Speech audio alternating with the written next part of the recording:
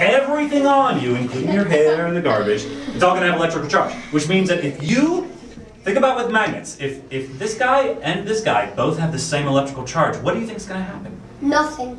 Shock. Shock? Interesting.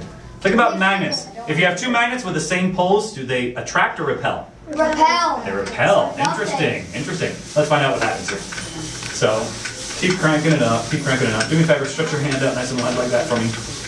Whoa.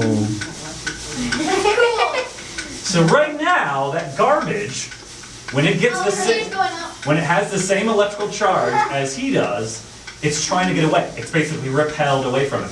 Now, I'm not generating a huge amount of static electricity right now, but there is a little bit of action going on right now in your hair.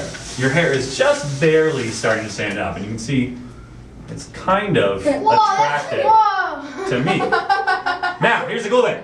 You now have an electrical charge. So stay on the stool. If you want, pick a person and give them a fist bump. Come on over. Listen very carefully. Listen very carefully. Fist bump. Fist bumps. Go ahead. Go ahead. All right, step down. Normally I don't approve of such things, but that was very funny. All right. So there you go. So you just, what happened is you were full of electrical charge. He had no electrical charge. When you touched him, the static electricity that was in you went through him and into the floor. See, the reason I had you stand on this stool is because the stool is an insulator. So it prevents the electricity from going into the floor. It keeps it in you. That's why we call it an insulator, right? Yeah.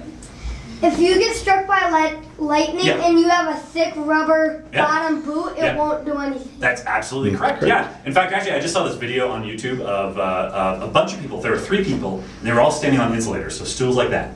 And one person had their hand on an electrical fence, an electric fence, and they weren't feeling anything, and they were all holding hands. And then the third person, or fourth person came in that wasn't sitting on an insulator and grabbed their hand, and they all got a shock.